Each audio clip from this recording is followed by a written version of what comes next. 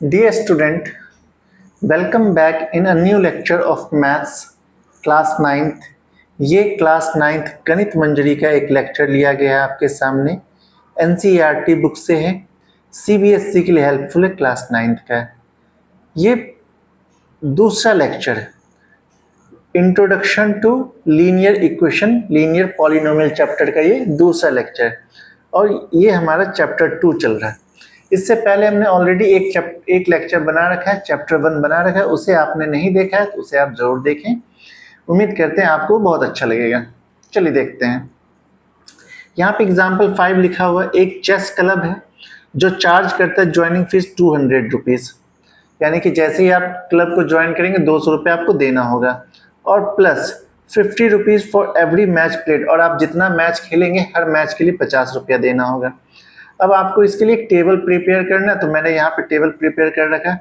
अगर पहला मैच खेलना है तो 250 देना हो, दूसरा मैच 300, तीसरा मैच 350, चौथा मैच 400, ऐसे ही एम मैच के लिए 200 प्लस 50 200 तो फिक्स चार्ज है और जितना मैच आप खेलेंगे उतना 50 रुपीज़ एक्स्ट्रा देना हो, तो हमने लिखा 200 प्लस 50 ये हमारा एक पॉलिनोमियल का रिलेशन बन के तैयार हो गया, 200 प्लस 50 अब यहाँ पे एक चैप्टर पेज नंबर 19 है जिसमें पूछा गया थिंक एंड रिफ्लेक्ट पार्ट में, एक प्लेयर है जो 750 रुपया पे करता है, उसने कितने मैच खेले ये पता करना है, यानी कि आपको m का वैल्यू पता करना है।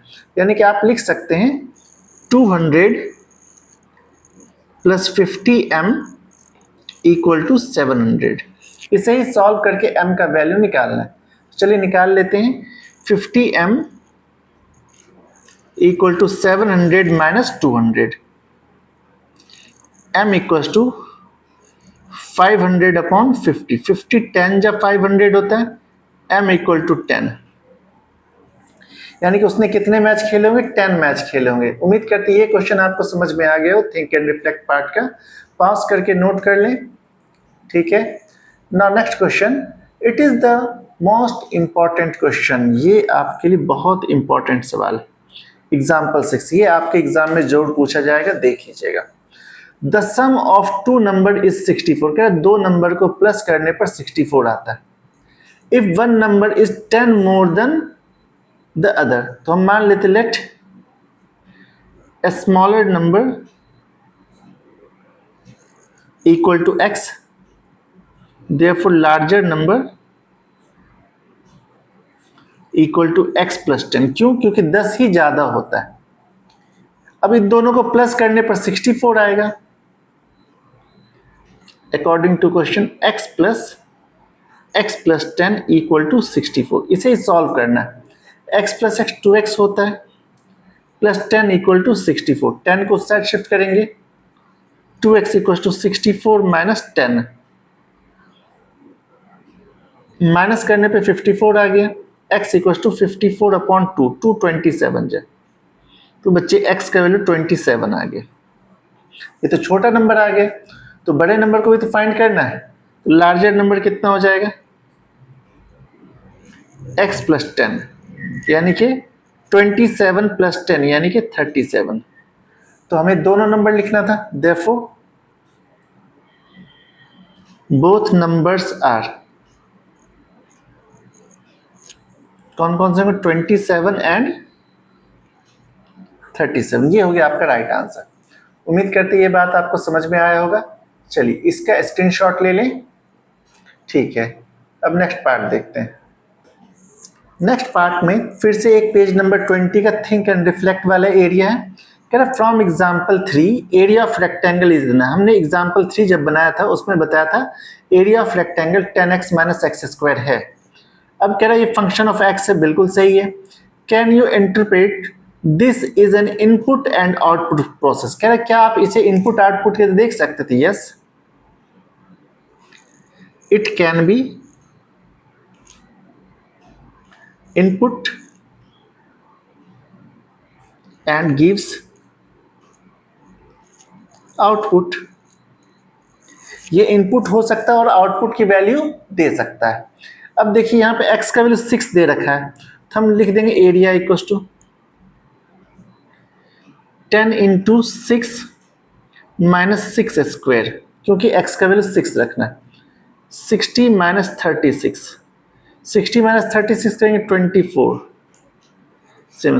तो जैसे ही आपने इनपुट 6 रखा, एरिया की वैल्यू 24 आ गया, यानी कि आउटपुट आ गया। ये बहुत आसान सा क्वेश्चन था जो हमने थिंक एंड रिफ्लेक्ट वाले पार्ट से कर दिया। ठीक है, स्क्रीनशॉट ले लें। Next part, find the value of the पॉलिन। ये जस्ट इसी के जैसा है जैसे हमने अभी करा है। कह रहा है 5x माइनस 3 की वैल्यू निकालनी, x इक्वल टू 0 पे। तो 5 इंटू 0 माइनस 3, यानी कि 5 0 0 माइनस 3, आंसर आ गया -3। -1 पे निकालना 5 इंटू -1 -3, यानी ये -5 -3, ये हो गया -8। अब आपको निकालना x इक्वल टू 2 पे। 5 इंटू 2 -3, 5 2 या 10 -3, ये हो गया 7।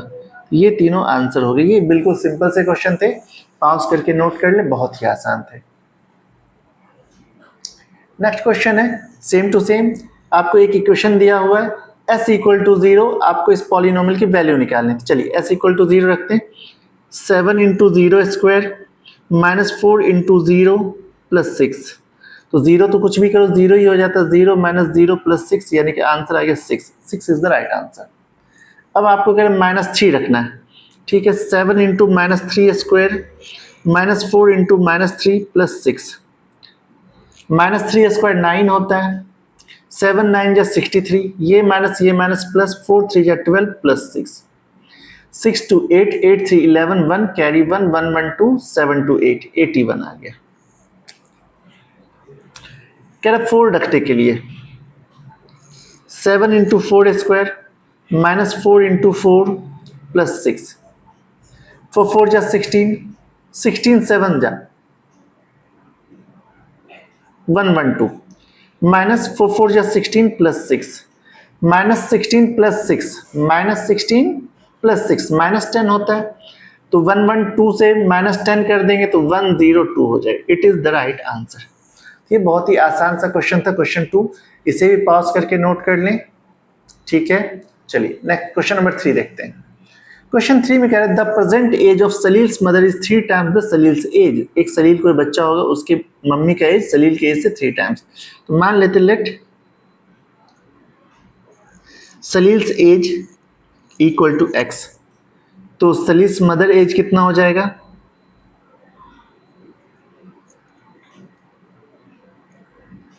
3x हो जाएगा, क्योंकि प्रेजेंट एज जो सलील की मम्मी का है वो 3 टाइम्स है, 3x हो जाएगा। After 5 years,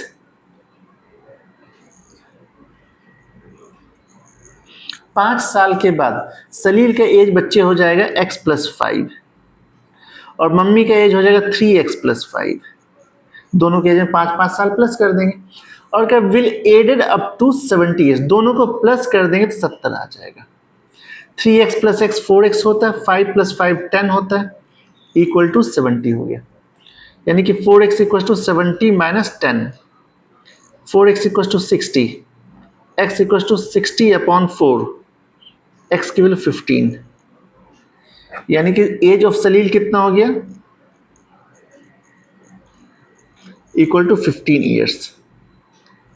age of mother कितना हो जाएगा? 15 इंटू 3 45 ईयर्स। उम्मीद करते हैं ये क्वेश्चन आपको बहुत बेहतरीन से समझ में आया होगा। आसान था ये भी क्वेश्चन, पॉज करके नोट कर लें। नाउ क्वेश्चन नंबर 4 है हमारे बुक का। Difference between two positive integer 60, कह रहे दो नंबर को माइनस करेंगे 63 आएगा। Ratio of the number is 2:5। तो नंबर क्या मान लेंगे हम? एक नंबर हो जाएगा 5x, एक हो जाएगा 2x। अकॉर्डिंग टू क्वेश्चन दोनों को माइनस करना, 5x minus 2x equal to 63। तो 5x माइनस 2x 3x होता है, x equal to 63 upon 3 21, x का वैल्यू 21 आ गया। तो नंबर क्या हो जाएगा? एक 5x है, 5 इंटू 21 यानी कि 105, एक तो ये आंसर हो गया। एक 2x है यानी कि 2 इंटू 21 यानी कि 42, एक ये आंसर हो गया। यहाँ पे दो आंसर। उम्मीद करते हैं आपको समझ में आ गया। ये बहुत आसान सवाल था। ठीक है, नोट कर लें। Now next, Ruby has 3 times as many as 2 rupee coins as she has 4 rupee coins. तो रूबी के पास 5 रुपए का जितना सिक्का उससे 3 टाइम्स ज़्यादा 2 रुपी का कॉइन है। तो मान लेते let 5 rupee coin equal to x. तो 2 रुपी कॉइन कितना हो जाएगा, 3x हो जाएगा। अब आपसे कह रहा है इसमें अमाउंट कितना बन जाएगा, चेक करते हैं। 5x अमाउंट बन जाएगा, यहाँ पे 2 इंटू 3x अमाउंट बन जाएगा। कह रहे सभी मिला के 88 हो जाता, ये भी अमाउंट है ये भी अमाउंट है। तो 5x plus 6x equal to 88, 11x equal to 88, x का वैल्यू बच्चे 8 आ जाएगा। ठीक है, आपसे पूछा 5 रुपये कितना सिक्का, तो 8 सिक्का है। Therefore 5 rupee coin equal to कितना हो जाएगा बताओ, 8। 2 रुपी कॉइन कितना हो जाएगा, 3 इंटू 8 यानी कि 24। ये आपका आंसर हो गया। तो दोनों ही हो गए एक साथ। चलिए इसे पॉज करके नोट कर लें ना। नेक्स्ट, एक फार्मर है जो 300 फीट को फेंस करना चाहता है 2 पीस में, डिफरेंट साइज के। The longer piece is 4 times as long as shorter piece. तो शॉर्टर पीस x मान लेते हैं, लॉन्गर पीस 4x हो जाएगा। अब दोनों को मिला के 300 आना चाहिए। Therefore 4x plus x equal to 300।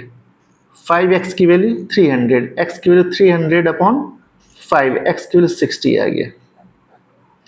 यानी कि शॉर्टर पीस कितने का हो जाएगा, 60 फीट का हो जाएगा। लॉन्गर कितने का हो जाएगा, 60 इंटू 4, 240 फीट की हो जाएगी। ये आपका आंसर हुआ। ये बिल्कुल आसान सा सवाल था। ठीक है, इसके बाद क्वेश्चन 7 देखेंगे। The length of a rectangle is 3 more than the twice of its width. ये इंपॉर्टेंट है, 3 more than twice its width. मान लेते let width equal to x, length हो जाएगा 3 मोर देन यानी कि +3 ट्वाइस इट्स विड्थ यानी कि 2x। अब आपसे कह रहा है पेरीमीटर 24, तो पेरीमीटर का फॉर्मूला होता है 2 into l plus b. Perimeter 24 है, 2 इंटू एल आ गया 2x प्लस 3 और b का वैल्यू x है। 2 12 जा 12 equal to 2x plus x 3x plus 3, पहले 3 को इधर लाएंगे। 12 minus 3 equal to 3x, x equal to 9/3। ठीक है, 9/3 काटेंगे, x की वैल्यू 3 आ गया। यानी कि विड्थ कितना हो जाएगा यहाँ पे 3 सेंटीमीटर और लेंथ कितना हो जाएगा 2 इंटू 3 प्लस 3, 3 2 जा 6, 3 9 सेंटीमीटर। ये आसान सा सवाल था। ठीक है, पॉज करके नोट कर लें। तो हमारा सेकेंड एक्सरसाइज खत्म हो चुका है। यहाँ पे फिर से एक एक्सप्लोरिंग पैटर्न नाम का एक पार्ट है। देखेंगे स्टेज 1 में एक स्क्वायर है, टाइल है। स्टेज 2 में 3 टाइल है, यानी कि स्टेज 1 में 1 टाइल है, यहाँ पे 1 + 2 टाइल है, यहाँ पे 1 + 2 + 2 टाइल है, यहाँ पे 1 + 2 + 2 + 2 टाइल्स हैं। ऐसे टाइल्स यानी कि हर टर्म्स में 2 टाइल्स का इंक्रीमेंट हो रहा है। ठीक है, इसे आप लिख सकते हैं 2 - 1, इसे लिख सकते हैं 2 इंटू 2 - 1, इसे लिख सकते हैं 3 इंटू 2 - 1, इसे लिख सकते हैं 4 इंटू 2 - 1, इस तरह से लिख सकते हैं। ठीक है, अब यहाँ पर दिया हुआ है ये एक ग्रोइंग पैटर्न स्क्वायर टाइल्स का। ठीक है, predict the number of squares in the next 3 stage of the pattern. तो नेक्स्ट 3 स्टेज में कितने होंगे, तो देखो फर्स्ट स्टेज में तो 1 टाइल थे, सेकेंड स्टेज में 3 टाइल थे, थर्ड स्टेज में 5 टाइल्स थे, फोर्थ स्टेज में 7 टाइल्स थे, फिफ्थ स्टेज में एक और ज़्यादा हो जाएंगे, मतलब 2 और ज़्यादा 9 हो जाएंगे, सिक्स स्टेज में 2 और ज़्यादा 11 हो जाएंगे, सेवन्थ स्टेज में 2 और ज़्यादा 13 हो जाएंगे। ये पेंसिल से लिखा था, आपको साफ साफ नहीं दिखता इसलिए मैंने डार्क कर दिया। तो ये 7th स्टेज तक का कहा था, मैंने फुलफिल कर दिया। अब आपसे कह रहा है using expression 2n - 1 can you find out how many tiles can be there in the 15th stage and 26th stage. 15th stage में यानी कि 2n - 1 है ना, n की वैल्यू 15 रख देना है। 2 इंटू 15 - 1 यानी कि 15 2 जा 30 - 1 29 टाइल्स।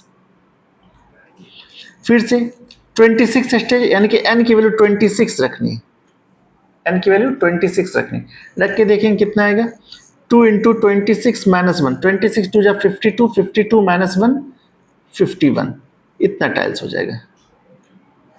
तो ये दो पार्ट का तो आंसर आ गया। Also find which stage will contain 21 tiles and 41 tiles.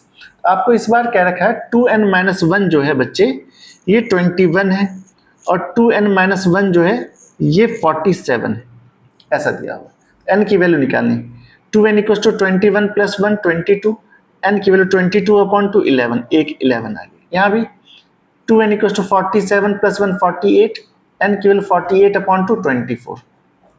तो हमने यहाँ पे 1 टू ऑल एक्सप्लोरिंग पार्ट का मैंने कर दिया। पहले इससे पॉज करके नोट कर लें, देख लें सही से, नीचे भी देख लें सही से, ठीक है। अब इस पार्ट को भी चेक कर लें। चलिए इसके बाद एग्जाम्पल 7 इंपॉर्टेंट है। बेला हैज ₹100 फॉर पॉकेट मनी। बेला के पास 100 रुपए थे, अभी 0 मंथ था और उनके पास 100 रुपए, ठीक है। सी स्पेंड ₹5 एवरी डे, हर रोज वो 5 रुपए का। अगर वो पहले दिन की बात करें तो 100 माइनस 1 इंटू 5, 5 रुपए एक दिन में खर्च कर देते। दूसरे दिन की बात करें तो 100 माइनस 2 इंटू 5 कर देते हैं।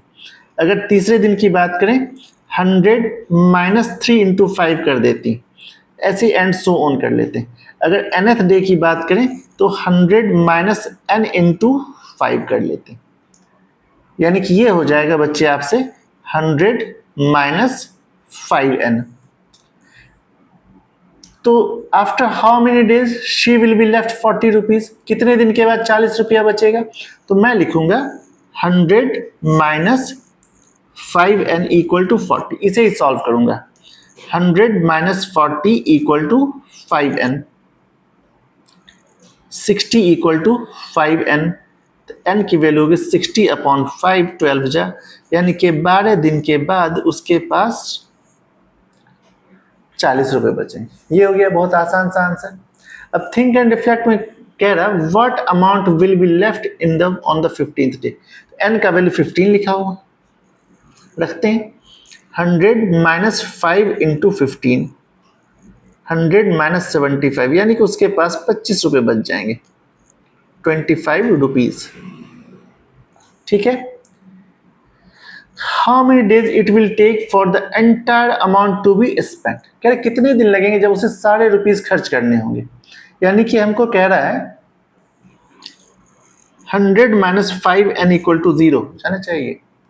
5n को उस साइड शिफ्ट कर देंगे, 100 इक्वल टू 5n, यहां से n का वैल्यू आ गया 100 अपॉन 5, यानी कि n की वैल्यू 20।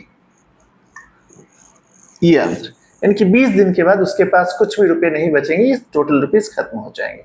ये एग्जाम्पल 7 हो गया। वन मोर एग्जाम्पल्स, और ये इंपॉर्टेंट भी है। कह रहे एक ऑटो रिक्शा है जो फेयर करता है 25 रुपए पहले 2 किलोमीटर, फर्स्ट किलोमीटर के लिए 25 रुपए, सेकेंड किलोमीटर के लिए 25 रुपए। अब बाद में वो जितना दूर जाता है, initial 2 kilometre same to same, बाद में जितना जाता है वो इंक्रीज करता है 15 रुपए, हर किलोमीटर में 15 रुपए, यानी कि तीसरा जाएगा तो 25 प्लस 15 हो जाएगा। तो हम इसे ऐसा लिख सकते हैं 25 प्लस 3 माइनस 2 इंटू 15, क्योंकि ये 3 किलोमीटर 2 किलोमीटर का चार्ज तो कट गया।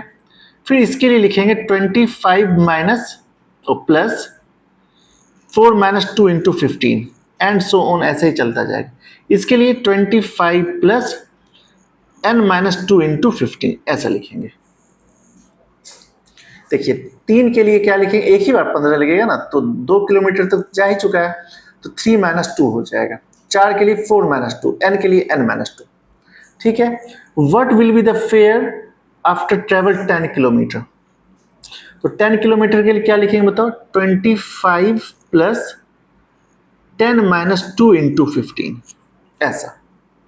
जैसे n की जगह n माइनस 2, वैसे 10 के लिए 10 माइनस 2, 25 प्लस 8 इंटू 15, 25 प्लस 120, यानी कि 145 रुपीज उसको लगेगा। ये हो गया। इसके बाद एक थिंक एंड रिफ्लेक्ट वाला पार्ट है। How many kilometre will he fair 130 कितने दूर जाएगा 130 रुपये में? हम लिखते हैं 25 plus n minus 2 into 15 equal to 130। तो पहले 25 को उस साइड ले जाते हैं, n minus 2 into 15 equal to 130 minus 25। n minus 2 equal to 130 minus 25 105 upon 15।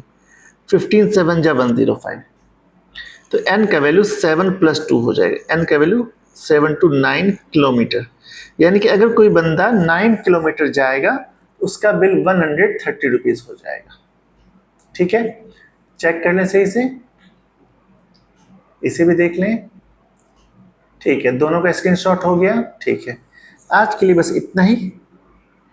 अगर आपने यहाँ तक देख लिया है तो आप इसे लाइक कमेंट शेयर सब्सक्राइब जरूर कर दें, क्योंकि अगर आपने यहाँ तक देखा है तो ज़रूर आपको अच्छा लगा होगा, वरना कोई फ़ायदा ही नहीं ऐसा देखने से। चलिए, तो उम्मीद करते हैं आप लाइक कमेंट शेयर सब्सक्राइब जरूर कर देंगे। आज के लिए बस इतना ही। See you in the next part. Thank you.